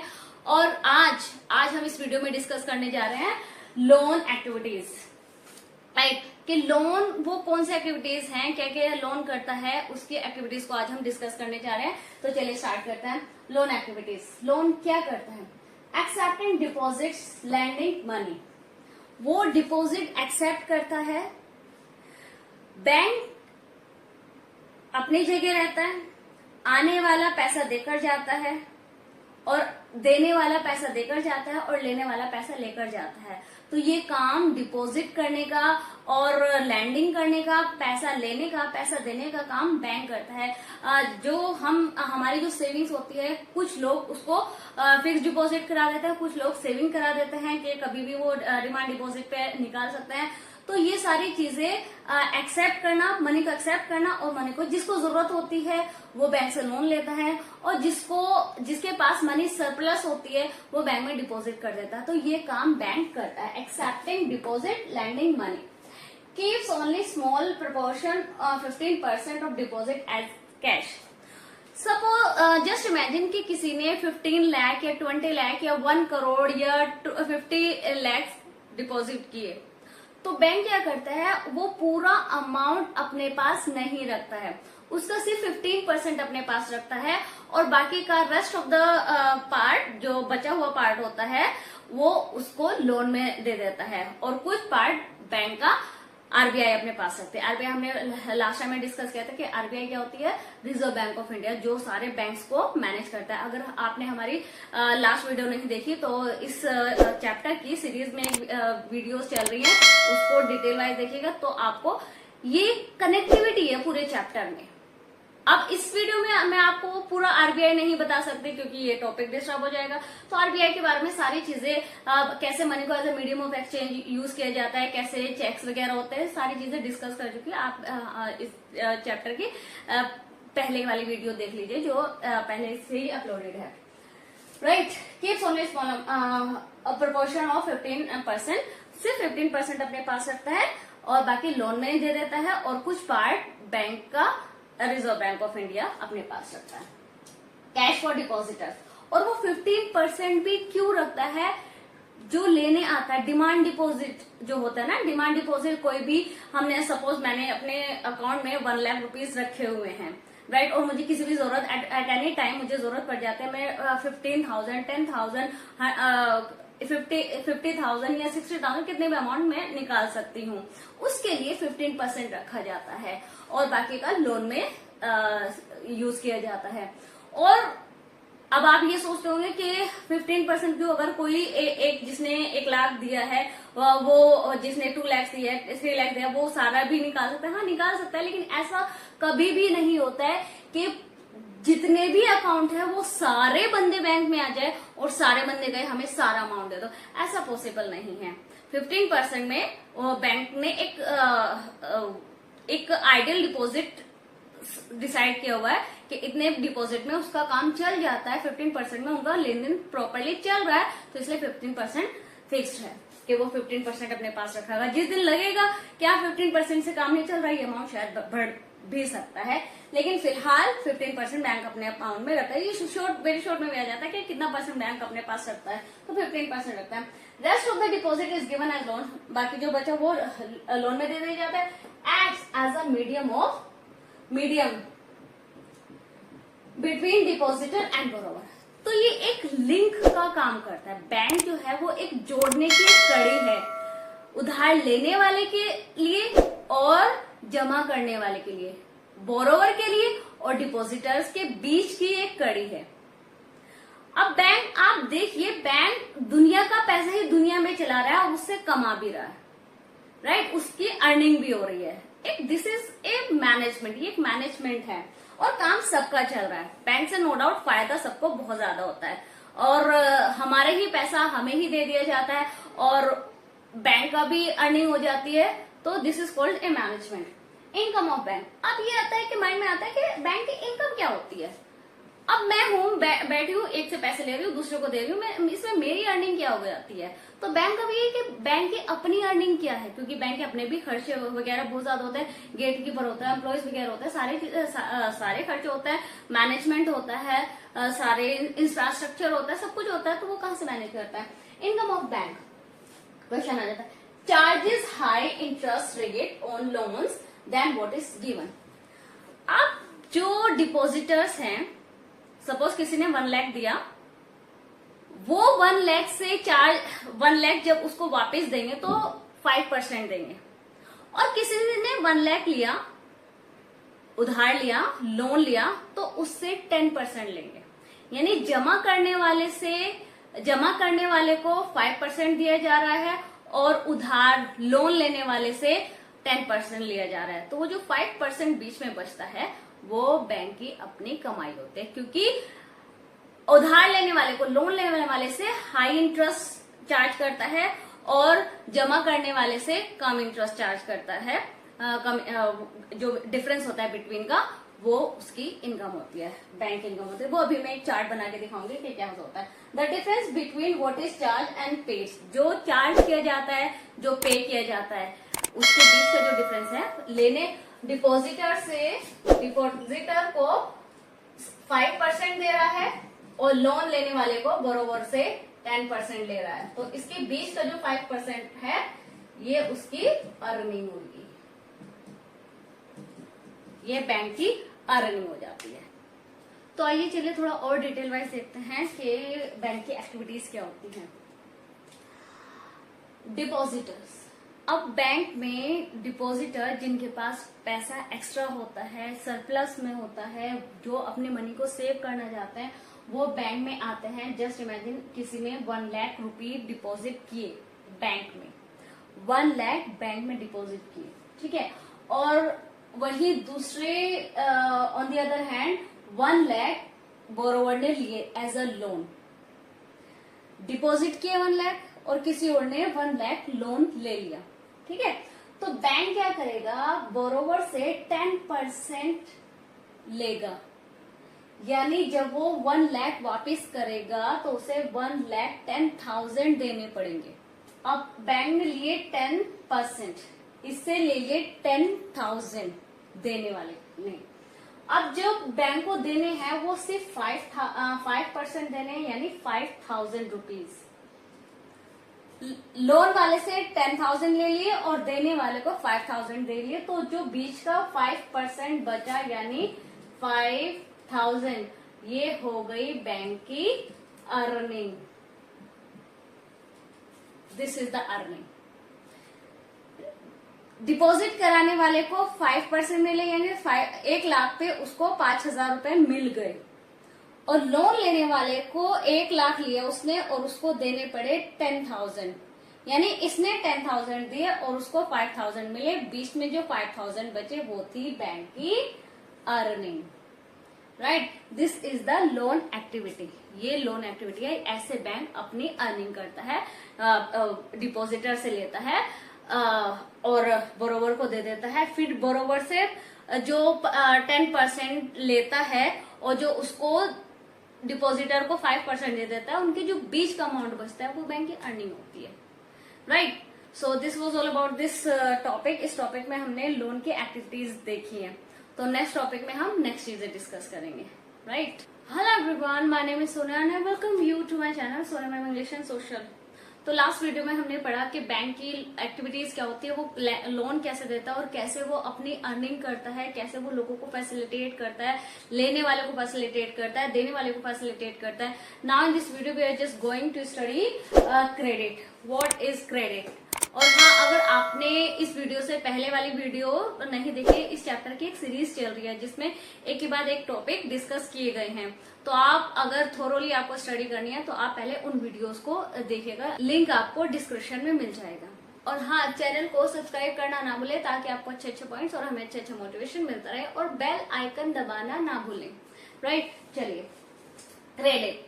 क्रेडिट क्या होता है? क्रेडिट, आप शायद क्रेडिट वर्ड शायद ही आपने फर्स्ट टाइम सुना होगा, लेकिन लोन आप सुनते रहते होंगे, क्योंकि लोन सबको पता होता है कि लोन क्या होता है। तो लोन ही क्रेडिट होते हैं। क्रेडिट और लोन कोई डिफरेंट चीजें नहीं है, दोनों सेम है, both are same. Credit an agreement in which, एक अग्रीमेंट होता है जिसमें द लेंडर, देने वाला, सप्लाई करता है लेने वाले को विद मनी, देने वाला लेने वाले को मनी देता है, गुड्स देता है, सर्विसेज देता है, और बदले में वो क्या चाहता है? For the promise of future payment, और इस प्रोमिस पे कि वो फ्यूचर में उसका पेमेंट रिटर्न कर देगा। उसके कुछ टर्म्स एंड कंडीशंस होते हैं, वो हम नेक्स्ट वीडियो में डिस्कस करेंगे, नेक्स्ट टॉपिक में डिस्कस करेंगे। तो आप देखते हैं क्रेडिट। क्रेडिट एक वो चीज है, किसी के लिए सक्सेस तो किसी के लिए डाउनफॉल बन जाता है, किसी के लिए एन एसेट तो किसी के लिए डेब्ट ट्रैप बन जाता है, राइट। तो चलिए डिस्कस करते हैं। यहाँ पर हमारे दो कंडीशंस है, क्रेडिट एज एन एसेट यानी एक प्रॉफिट, एक बहुत अच्छी चीज है क्रेडिट, और यहाँ पर एक डेब्ट ट्रैप बन जाता है। Positive and negative both are here and we are just going to study together. इन दोनों को हम टुगेदर देखेंगे कि कैसे किन सिचुएशन में क्रेडिट एक प्रॉफिटेबल चीज बन जाता है और किन कंडीशन में वो एक डेब्ट ट्रैप बन जाता है, एक ऐसी दलदल बन जाता है जिससे वो बंदा कभी निकल ही नहीं पाता। सलीम, एक सलीम नाम का एक शू मेकर है, receive during festival season. Festival season में क्या होता है? रिसीव एन ऑर्डर, उसको एक ऑर्डर मिलता है, राइट। शू इन बल्क, शू बनाने का, बल्क में बहुत सारे शूज बनाने का उसको एक ऑर्डर मिलता होता है ना, कि सीजन में काम चलता है तो उसको शू बनाने का एक बहुत बड़ा ऑर्डर मिल जाता है with 1 month, with in 1 month, और वो ऑर्डर उसको विद इन 1 month कंप्लीट करना पड़ता है। अब उसके लिए ऑर्डर बहुत ज्यादा बड़ा है, उसके पास इतने वर्कर्स नहीं है, तो वो क्या करेगा? वो हायर करेगा एक्स्ट्रा वर्क को, क्योंकि उसे विद इन 1 month उस ऑर्डर को कंप्लीट करना है, राइट। परचेज रॉ मटेरियल, वो रॉ मटेरियल खरीदेगा, एक्स्ट्रा लेबर खरीदेगा, लगाएगा, और रॉ मटेरियल खरीदेगा, और अपने सप्लायर से बोलेगा कि लेदर जो है मुझे आप दे दीजिए बिना पेमेंट के, जब मेरा ऑर्डर बन जाएगा मैं आपको उस टाइम पे पेमेंट कर दूंगा। A supplier to supply leather now and pay later. ये इनका जो बिजनेस वगैरह करने वाले होते हैं उनका आपस में चलता रहता है कि पेमेंट बाद में मिल जाएगी, सामान अभी दे दीजिए। रॉ मटेरियल वो ले लेता है, फ्यूचर में देगा उसको जब कंप्लीट हो जाएगा उसका ऑर्डर। ट्रेडर फॉर एडवांस, तो उसने कहा कि मुझे एडवांस, जिसने उसे ऑर्डर दिया उसने कहा मुझे थोड़ा सा एडवांस चाहिए, बाकी फुल पेमेंट आप अमाउंट पूरा जब दे देना, जब ऑर्डर पूरा हो जाएगा, right. Profit repaid borrowed money, तो क्या हुआ? उसने उसका बिना ज्यादा पैसे लगाए, इनपुट ज्यादा नहीं लगाया, लेकिन आउटपुट उसको मिला। उसने रॉ मटेरियल भी उधार पे उठा लिया, ठीक है, अपने सप्लायर से भी उसने एडवांस मांग लिया, तो रॉ मटेरियल उसको मिल गया, एडवांस भी थोड़ा मिल गया। एडवांस उसको ये वर्कर्स वगैरह पे काम करने के लिए उसे एडवांस में पैसा भी उसके पास आ गया, रॉ मटेरियल भी उसके पास आ गया। तो जब order with in 1 month easily बन गया, और क्या हुआ? उसका प्रॉफिट हुआ, ऑन टाइम उसका ऑर्डर बन गया, और उस प्रॉफिट से उसने जो उधार लिया हुआ था वो पे कर दिया, और ऐसे उसका प्रॉफिट भी हो गया, उसका काम भी हो गया, उसने अपनी बोरो मनी भी वापस कर दी। दिस बिकम्स एन एसेट, उसका काम बहुत अच्छे से उधार से चल गया। लोन, उधारी को हम लोनिंग कहते हैं, राइट। अब ऑन दी अदर हैंड अब देखते हैं स्वप्ना, एक फार्मर है। क्रेडिट एज डेब्ट ट्रैप, कैसे एक बंदे ने अपना बहुत अच्छे से काम मैनेज कर लिया लोन से, उधार से, और एक बंदा जो उधार लेकर डेब्ट ट्रैप में फंस गया। अब स्वप्न एक फार्मर है, उसने लिया fix loan money lender. Money lender से उसने पैसे लिए क्योंकि जो फार्मर्स होता है वो थोड़ी, स्वप्ना जो थी वो थोड़ी पुअर फार्मर थी, तो उसके पास पैसे नहीं थे अपने क्रॉप्स ग्रो करने के लिए, तो उसने लोन लिया मनी लेंडर से, उसने पैसे ले लिए। क्रॉप जब हुई तो वो हिट बाय पेस्ट, वो पेस्ट से खराब हो गई, फेल हो गई, उसकी क्रॉप मतलब फेल हो गई पूरी। अगेन तो उसके पास अगेन क्रॉप्स को ग्रो करने के लिए पैसे नहीं रहे, तो अगेन उसने फ्रेश लोन ले लिया, ठीक है, इस उम्मीद पे कि इस वाली फसल से प्रॉफिट होगा और मैं ये वाला लोन और पीछे वाला लोन दोनों रिपे कर दूंगी। लेकिन क्या हुआ, क्रॉप नॉर्मल हुई, खराब तो नहीं हुई लेकिन नॉर्मल हुई। नॉर्मल का मतलब प्रॉफिट नहीं हुआ, तो प्रॉफिट ना होने की वजह से अनेबल टू पे लोन, वो जो पीछे वाला लोन था वो भी अनेबल हो गई और आगे वाला लोन भी पूरा पे नहीं कर पाई क्योंकि नॉर्मल थी, प्रॉफिट नहीं हो पाया। तो debt trap has to sell money. अब उसके पास दो लोन का कर्जा हो गया। एक लोन उसके, कहा वो बेचारी इतनी गरीब कि उसके पास अपने क्रॉप को ग्रो करने के लिए भी, फसल उगाने के लिए भी पैसा नहीं है। अब उसके सर पे 2 लोन थे, अब उनको चुका पाना तो बिल्कुल ही आउट ऑफ कंट्रोल था, उसकी हद से बाहर था। उसने क्या किया, जब वो डेब्ट ट्रैप में फंस गई, वो उतार ही नहीं पा रही थी। और क्या होता है, उससे अपोजिट क्या होता है, जो लोन होता है उसका जो इंटरेस्ट होता है वो बढ़ता जाता है, वो बढ़ता जा रहा था। एक्चुअल लोन भी बढ़ रहा था, एक्चुअल लोन तो एक्चुअल था ही, उसका जो इंटरेस्ट था वो बढ़ता जा रहा था, मतलब अमाउंट इतने से इतना होता जा रहा था, राइट। तो उसने क्या किया, हैज टू सेल लैंड, उसे अपनी जमीन सेल करनी पड़ी। अब वो उस ट्रैप में फंस गई कि जहां पर अभी उसके पास एटलीस्ट लैंड थी, वो उधार लेकर उस लैंड को पे ग्रो कर सकती थी अपनी ग्रोथ, लेकिन अब जमीन भी नहीं रही और क्रॉप ग्रो करने के लिए पैसे भी नहीं थे, तो वो ऐसे डेब्ट ट्रैप में फंस जाती है कि वो कभी उससे बाहर नहीं निकल पाई। So these are 2 conditions of loan. Credit की 2 कंडीशंस हैं कि अगर कोई अच्छे से मैनेज कर पाए तो उसके लिए प्रॉफिटेबल, अगर किसी कोई मैनेज ना कर पाए तो उसके लिए डेब्ट ट्रैप। डेब्ट ट्रैप यही होता है, जिस ट्रैप में वो फंस गई, एक लोन में फंसी, फिर दूसरे लोन में फंसी, फिर तीसरी क्या चीज करनी पड़ी, उसे अपनी लैंड सेल करनी पड़ गई, दैट इज कॉल्ड डेब्ट ट्रैप। वो डेब्ट ट्रैप जिससे कभी वो बंदा बाहर ही ना निकल पाए। और farmers, we have seen the condition of our farmers in our country. हम अपनी कंट्री में तो फार्मर्स की कंडीशन आए दिन देखते रहते हैं। कितने फार्मर्स इंटरेस्ट बढ़ने की वजह से, अपना कर्जा भरने की वजह से, वो आए दिन हम मूवीज वगैरह में देखते रहते हैं, न्यूज चैनल्स पे देखते रहते हैं, न्यूज पेपर्स में देखते रहते हैं कि वो सुसाइड कर लेते हैं। That becomes the reason of their suicide, उनकी सुसाइड का यही रीजन है। तो दिस इज द कंडीशन के क्रेडिट कैसे अच्छा और बुरा दोनों होता है, डिपेंड करता है आपकी नॉलेज पे, आपकी मैनेजमेंट पे और हाँ लक पे भी। So this was all about this credit and the 2 different aspects of this credit. और नेक्स्ट वीडियो में हम डिस्कस करेंगे terms and condition of this, कि इसकी क्रेडिट लेने की टर्म्स एंड कंडीशंस क्या होती है, वो कौन से कंडीशंस होते हैं जिनसे लोन मिलता है, वो कौन सी कंडीशंस होती है जिनसे लोन नहीं मिलता है, इंटरेस्ट क्या होता है, ये सारी चीजें हम अपने नेक्स्ट टॉपिक में डिस्कस करेंगे। Hello everyone, my name is Sonia and I welcome you to my channel Sonia ma'am English and social. तो लास्ट वीडियो में हमने डिस्कस किया क्रेडिट क्या होता है, कैसे क्रेडिट किसी के लिए फायदा तो किसी के लिए नुकसान बन जाता है, और क्या क्या उसकी कंडीशंस होती हैं, क्या क्या वो फायदा किस तरह देता है और नुकसान किस तरह देता है। Now this topic we are just going to study terms of credit. वो कौन सी कंडीशंस होती हैं जिनसे क्रेडिट मिलता है और वो कौन सी कंडीशंस होते हैं जिनसे क्रेडिट नहीं मिलता है, और क्रेडिट कहाँ कहाँ से मिलता है, राइट। तो चलिए स्टडी करते हैं terms of credit. Interest rate, सबसे पहले क्रेडिट की कंडीशन होता है। ऐसा नहीं है कि आप बैंक में जाओगे कि भाई मुझे पैसे दे दो, मुझे लोन दे दो और बैंक आपको चुपचाप लोन दे देगा, नहीं।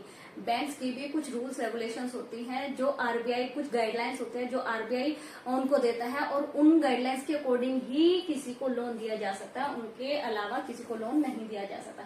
तो सबसे पहले तो इंटरेस्ट रेट डिसाइड होता है कि इंटरेस्ट क्या होता है, आपने शायद ब्याज अपने सुना होगा कि इंटरेस्ट और ब्याज एक ही चीज होती है। Must be paid to the lender with repayment of the principal. Suppose हमने 1 लाख रुपए लिया, अभी हमने लास्ट वीडियो में भी डिस्कस किया था, और आप सारी वीडियोस देखेंगे तो इस चैप्टर की एक सीरीज चल रही है और हर हेडिंग, हर टॉपिक एक दूसरे से कनेक्टेड है। समझ में प्रॉपर तभी आएगा जब सारी वीडियोस देखोगे, राइट। तो क्या होता है कि 1 लाख हमने लिया, ठीक, और जब हम वापस करेंगे या तो मंथली इंस्टॉलमेंट पे कुछ अमाउंट हमें मंथली देना पड़ेगा, और जब पूरा लोन वापस करेंगे तो उस पे कुछ और पैसा देना पड़ेगा। मतलब फ्री में लोन हमें नहीं मिलेगा। अगर बैंक हमें लोन देता है तो बदले में वो इंटरेस्ट लेता है, ब्याज लेता है, राइट। तो वो चीजें हमें प्रिंसिपल अमाउंट 1 लाख तो है ही, उसके अलावा प्लस 10% भी हमें देना पड़ता है, राइट। तो उसे कहते हैं इंटरेस्ट। वो डिसाइडेड होता है, वो भी टर्म्स कंडीशन में आता है। Mode of repayment, mode of repayment क्या होता है कि आप इंस्टॉलमेंट में देंगे, कैश देंगे, गोल्ड देंगे, प्रॉपर्टी देंगे, कि किस तरह से आप अपना लोन रिपे करेंगे। डॉक्यूमेंटेशन, डॉक्यूमेंटेशन जितने भी पेपर वर्क होता है, बहुत सारी फॉर्मेलिटीज होती है। ऐसा नहीं है कि बैंक में आप गए और उठा के आपको लोन मिल गया, नहीं। वो सारी टर्म्स एंड कंडीशन देखते हैं कि कहीं ये बंदा फ्रॉड तो नहीं है, ये बंदा हमारा लोन रिपे कर भी पाएगा, नहीं कर पाएगा, ये सारी चीजें देखी जाती है। पेपर वर्क होता है, वो बहुत सारी फॉर्मेलिटीज होते हैं, और यही वो फॉर्मेलिटीज होती है कि हमारे जो फार्मर्स हैं वो इन फॉर्मेलिटीज से बचने के लिए वो मनी लेंडर्स वगैरह से लोन ले लेते हैं, राइट। तो ये डॉक्यूमेंटेशन भी इंपॉर्टेंट है, टर्म्स एंड कंडीशन में आता है। Collateral, collateral most of the time ये शॉर्ट में भी पूछा जाता है, और टर्म्स ऑफ कंडीशन का एक पूरा लॉन्ग आंसर बनता है, ये एक लॉन्ग क्वेश्चन की तरह आता है। तो ये सारे जो पॉइंट्स है, ये भी एक आंसर है, ये भी एक आंसर है, ये भी एक आंसर है, और ये भी एक आंसर है। तो ये सारे पॉइंट्स के आप स्क्रीनशॉट लेते रहा कीजिए, ताकि वीडियो के बाद आप जब इनको रिवाइज करें तो पूरा चैप्टर आपके माइंड में सेट हो जाए, राइट। कोलेटरल क्या होता है? A guarantee to a lender until the loan is repaid. Example land, building, vehicle, livestock etcetera. वही मैं अगेन एंड अगेन बता रही हूँ कि आप लोन लेने जाएंगे तो बैंक ये देखेगा ये बंदा लोन चुका भी पाएगा या नहीं चुका पाएगा। तो सपोज हम 1 लाख रुपए ले रहे हैं, तो 1 लाख का कुछ गारंटी लेगा बैंक कि 1 लाख की या तो प्रॉपर्टी हो, या फिर कोई व्हीकल हो, या कोई एनिमल हो, या गोल्ड हो, कुछ भी हो, वो 1 लाख की गारंटी दो अगर तुम लोन रिपे ना कर पाए। अगर आप लोन रिपे ना कर पाए तो वो कोलेटरल हम ले लेंगे, यानी बैंक लोन तो वापस लेकर ही रहेगा, ठीक है। चाहे आप इंस्टॉलमेंट में दे दीजिए, या अगर आप अनेबल हो जाते हैं तो कुछ गारंटी दीजिए, ताकि हमें 100% श्योरिटी रहे हमारा पैसा वापस आएगा या नहीं आएगा। तो जब हम लोन लेने जाते हैं, या तो हमें कोलेटरल के तौर पे हमें या तो अपनी लैंड के पेपर वगैरह रखने पड़ते हैं, बिल्डिंग दिखानी पड़ती है, व्हीकल देना पड़ता है, या लाइफ स्टॉक या गोल्ड। मतलब हम गारंटी देते हैं कि भाई मैं 100% आपके पैसे वापस करूंगा, अगर मैं नहीं कर पाया तो ये मेरी चीज है, ये ले लेना, राइट। वो जो आपने देखा होगा कि बैंक ने, सरकार ने इसकी बिल्डिंग सेल कर दी, बैंक ने इसकी बिल्डिंग सेल कर दी, इसकी व्हीकल कोई भी होता है, गोल्ड वगैरह, ये सारी चीजें हो जाती है, राइट। तो ये टर्म्स एंड कंडीशन है, इनके बाद ही आपको लोन मिलता है, क्रेडिट मिलता है। अगर इन कंडीशंस में से आप एक भी फुलफिल ना कर पाए तो आपको क्रेडिट नहीं मिलता है, राइट। अब देखते हैं वो कौन से रीजंस है जिनसे हमें क्रेडिट नहीं मिलता है। Reasons for not giving loan. Required documentation, documentation तो 100% होती है। कोलेटरल भी हम पढ़ चुके हैं, अगर डॉक्यूमेंटेशन पूरी नहीं हुई तो आपको लोन नहीं मिलेगा। कोलेटरल अगर आपके पास नहीं है तो आपको लोन नहीं मिलेगा। नो इफ फेल्स प्रीवियस, अगर प्रीवियस लोन आप देने में अनेबल हो जाते हैं तो भी आपको नेक्स्ट लोन नहीं मिल सकता। अगर आपने एक लोन लिया और वो आप रिपे नहीं कर पाए तो नेक्स्ट लोन आपको नहीं मिलेगा। बिजनेस विद हाई रिस्क, कोई बिजनेस है, बिजनेसमैन अपना लोन पर ही वो अपना बिजनेस चलाता है, तो अगर बिजनेस वो देखते हैं कि ये सही बिजनेस है, ये प्रॉफिटेबल बिजनेस है, तो वो लोन इजीली दे देते हैं। अगर देखते हैं कि इसमें रिस्क है, हमारे पैसा वापस आने की कोई गारंटी नहीं है, तो आपको लोन नहीं मिलेगा, राइट। अब ये आता है सोर्स ऑफ क्रेडिट। क्रेडिट कहाँ से मिलता है, राइट। एक फॉर्मल सेक्टर से आपको मिलता है, एक इनफॉर्मल सेक्टर से मिलता है, वो हम अपनी नेक्स्ट वीडियो में स्टडी करेंगे। बैंक कहाँ से मिलता है? बैंक जो है वो फॉर्मल सेक्टर में आता है। और कहाँ से? आप ट्रेडर से भी। मतलब ये जरूरी नहीं कि आप लोन, जो आप बैंक से ले रहे हो वो ही लोन है। जो उधार पैसा लेते हैं और जिसपे ब्याज लगता है वो सारा उधार क्रेडिट कहलाता है, लोन कहलाता है। एक तो फ्रेंडशिप में हमने ले लिया, उधार ले लिया, लेकिन उसपे हमारी फ्रेंडशिप इतनी अच्छी है कि उसने इंटरेस्ट नहीं लिया, तो वो तो उधार कहलाएगा। लेकिन अगर हम आपस में किसी से पैसे ले रहे हैं और वो हमसे इंटरेस्ट ले रहा है तो वो लोन बन जाता है। लैंडलॉर्ड से जिनके पास जो लैंडलॉर्ड्स होते हैं, मनी लेंडर्स है, कोऑपरेटिव सोसाइटीज, कुछ सोसाइटीज भी हैं जो हम आगे डिस्कस करेंगे, उनसे भी लोन मिलता है, रिलेशंस एंड फ्रेंड्स से भी लोन मिलते हैं, क्रेडिट मिलते हैं। तो अगर क्वेश्चन आ जाता है right the sources of credit, credit की सोर्सेज क्या है, तो ये सारे 1 2 3 4 5 6 ये 6 आपके सोर्सेज हैं। इन सारी जगहों से आपको लोन मिल सकता है। सिर्फ इसमें बैंक फॉर्मल में आता है, बाकी सारे इनफॉर्मल में आ जाता है। So this was all about the terms of credit. ये सारे टर्म्स ऑफ क्रेडिट हैं, इनको बहुत अच्छे से स्टडी करें, बहुत इजी है, मुश्किल कुछ भी नहीं होता। और हाँ, पहले हमारे चैनल को सब्सक्राइब कर लीजिए ताकि आपको अच्छे अच्छे पॉइंट्स और हमें अच्छे अच्छे मोटिवेशन मिलता रहे। और ये सिर्फ चैप्टर नहीं है, ये मैं सारे पॉइंट्स एक आंसर के फॉर्म में जरूर लिखती हूँ, राइट। तो ये आपके बहुत काम की चीज है। इसका स्क्रीनशॉट लेंगे तो आपको एक लॉन्ग क्वेश्चन तैयार हो जाता है। एक है या 2 है या 4 है, वो जितना भी लिखा होता है, राइट। तो नेक्स्ट वीडियो में हम डिस्कस करेंगे formal and informal sector. Hello everyone, my name is Sonia and I welcome you to my channel Sonia English and social. तो लास्ट वीडियो में हमने डिस्कस किया टर्म्स ऑफ क्रेडिट, क्रेडिट की कौन कौन सी कंडीशंस है कि हमें लोन मिलता है, कौन कौन सी कंडीशंस है हमें लोन नहीं मिलता। Now we are going to study sectors, credit sources in India, formal sector and informal sector, कि वो कौन सी सोर्सेज होती है जो फॉर्मल कहलाती है, वो कौन से सोर्सेज होते हैं जो इनफॉर्मल कहलाते हैं। फॉर्मल सोर्सेज में मैंने अपने लास्ट वीडियो में भी बताया था, बैंक्स एंड कोऑपरेटिव सोसाइटीज जो होती हैं वो फॉर्मल सेक्टर में आते हैं, और money lender, friends, relatives, landlord, traders, मतलब जो जिसपे गवर्नमेंट का सुपरविजन हो, जो हम किसी से भी जान पहचान हो, किसी को भी हम जानते हो, उस किसी से भी हम लोन ले लेते हैं, तो वो इनफॉर्मल में आ जाता है। इंटरेस्ट रेट लोअर, बैंक जो है वो इंटरेस्ट रेट बहुत लोअर करता है, क्योंकि बैंक का पर्पस जो होता है that is just to welfare of the society, right. इसका एक पॉइंट ये भी बनता है, वेलफेयर ऑफ द सोसाइटी। इसका मकसद होता है सोसाइटी को वेलफेयर करने का, यानी सोसाइटी को सपोर्ट करने का। इनका मकसद होता है पैसा कमाने का, राइट। कोलेटरल इज मस्ट, यहाँ रूल्स रेगुलेशंस होती है कोलेटरल। अगर आप क्योंकि बैंक तो आपको नहीं जानता, आप किसी ट्रेडर से ले रहे हो, बिजनेसमैन से ले रहे हो, या फिर अपने फ्रेंड्स वगैरह, वो आपको जानते हैं इसलिए लोन दे देते हैं। लेकिन बैंक आपको नहीं जानता, तो इसलिए बैंक को गारंटी चाहिए होती है, दैट इज कॉल्ड कोलेटरल, कि अगर आप लोन नहीं दे पाए तो एक गारंटी है, कोई जमीन है, कोई व्हीकल है, कोई कुछ भी है, प्रॉपर्टी है, वो उसे बेचकर बैंक अपना लोन रिपे कर लेगा। लेकिन यहाँ पर ऐसा कोई फॉर्मेलिटी नहीं है। RBI supervisors, RBI reserve bank of India इसको सुपरवाइज करता है। इसकी सारी चीजें आरबीआई की सुपरविजन में होती है।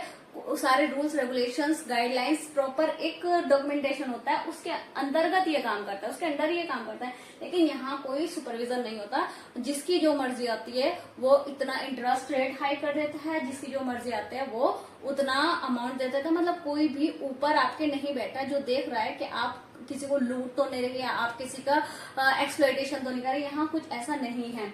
मोर डॉक्यूमेंटेशन, यहाँ डॉक्यूमेंटेशन बहुत होती है, क्योंकि पूरा प्रॉपर रूल्स रेगुलेशन होते हैं। यहाँ कोई डॉक्यूमेंटेशन नहीं होती, right. Rules regulations, welfare of the society, इसका मकसद होता है सोसाइटी को वेलफेयर करना, इसका मकसद होता है बस पैसा कमाना, राइट। तो ये पूरी, यहाँ फंसने के चांसेस नहीं होते हैं। यहाँ ये कंडीशन वो है जो हमें डेप ट्रैप में फंसाती है।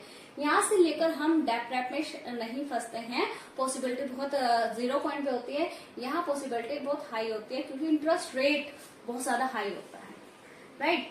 सो ये फॉर्मल सेक्टर था, इनफॉर्मल सेक्टर था। चलिए देखते हैं हमारी कंट्री का ग्राफ क्या है, कितने लोग फॉर्मल सेक्टर से लोन लेते हैं और कितने लोग इनफॉर्मल से लेते हैं।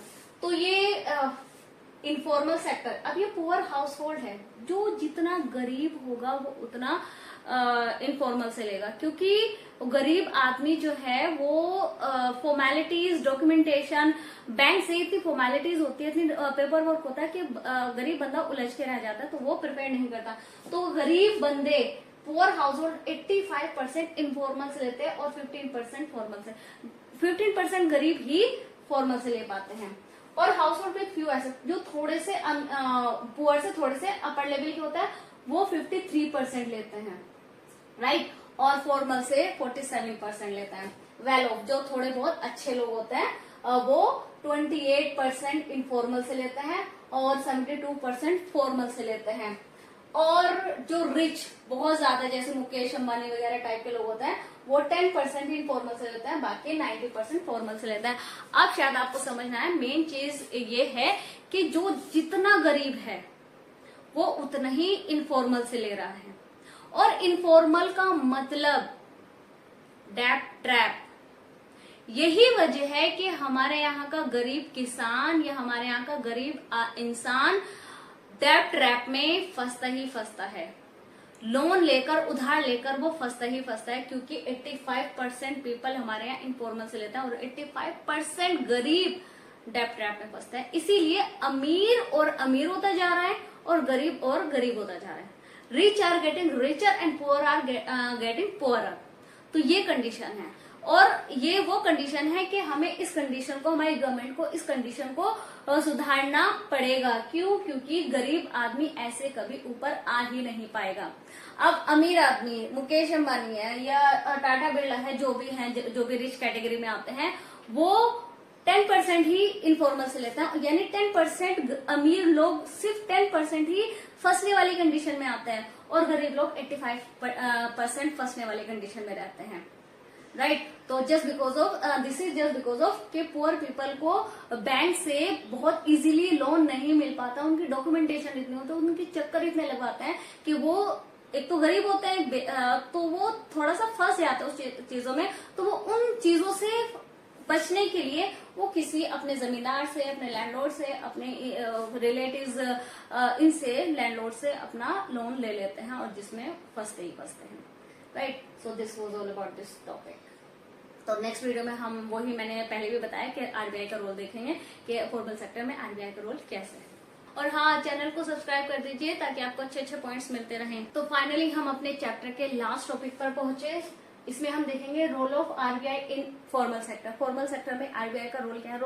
आरबीआई का रोल बैंक में हम स्टार्टिंग में भी पढ़ चुके हैं। अब ये प्रॉपर फॉर्मल सेक्टर में हम पढ़ रहे हैं loans not just to profit making companies but small cultivators also. Bank ये आरबीआई ये इंश्योर करता है कि बैंक सिर्फ उन्हीं कंपनीज को तो लोन नहीं दे रहा है जो प्रॉफिट मेकिंग है, क्या वो स्मॉल कल्टिवेटर, स्मॉल बिजनेसमैन, गरीब आदमी को भी लोन दे रहा है या नहीं दे रहा है, इसकी प्रॉपर नजर रखी जाती है आरबीआई के द्वारा बैंक पर। Bank to submit report of lending interest. Bank को एक रिपोर्ट सबमिट करनी पड़ती है कि किस से कितना इंटरेस्ट लिया जा रहा है। इसमें बैंक अपना झोल नहीं कर सकता, कोई भी गड़बड़ी नहीं कर सकता, क्योंकि इसकी एक रिपोर्ट सबमिट करनी होती है। Bank to maintain minimum cash, और ये देखता है कि बैंक्स मिनिमम कैश मेंटेन कर रहा है या नहीं कर रहा है। राइट तो इसके बाद हम पढ़ेंगे self help groups. Self help group SHGs, ये शॉर्ट में बहुत आ जाता है, लॉन्ग में वेरी शॉर्ट में सारे क्वेश्चंस में आ जाता है, दैट इज वेरी इंपॉर्टेंट। तो अब देखते हैं क्या है। ग्रुप है ये एक idea, it is an idea to provide financial resources. ये फाइनेंशियल रिसोर्सेज देता है for poor through organising women into small help group. ये बना तो सबके लिए है लेकिन स्पेशली विमेन को देता है कि जो विमेन है स्पेशली अपने स्टैंडर्ड को रेज कर पाए, अपनी कंडीशन को रेज कर पाए और अपनी आवाज को उठा पाए। ये स्पेशली विमेन के लिए बना है। मेंबर इसमें सब होते हैं लेकिन मैं स्पेशली वर्ड इसलिए यूज करूं कि ऐसा नहीं है कि मेल्स नहीं होते, इसमें मेल भी होता है, लेकिन स्पेशली फीमेल को स्ट्रॉन्ग बनाने के लिए ये प्लेटफॉर्म है। कलेक्ट सेविंग्स, ये आप इमेजिन कीजिए ये एक किटी पार्टी होती है, जैसे कि आपकी फैमिली में आपकी मदर वगैरह ने कमेटी डाली होगी, जिसको आप कमेटी बोलते हैं, जिसमें कुछ मेंबर मिलकर मंथली 1000 2000 ये डिपेंड करता है अपने कमेटी पर, वो जमा करते हैं और वो जमा करके किसी एक बंदे को दे देते हैं। इसी तरह ये काम करता है, ऐसा भी उसी तरह काम करता है। और ये क्या होता है, कलेक्ट सेविंग्स 25 to 100 रुपीज। ये अमाउंट डिफर करता है, ऐसा नहीं कि बिल्कुल कंफर्म है यही है, ये डिफर करता है ऑफ मेंबर। वो मेंबर सारे मिलकर कुछ अमाउंट मंथली या वीकली कलेक्ट करता है और जो वो कलेक्टेड अमाउंट होता है वो किसी एक बंदे को दे देता है जो नीडेड होता है।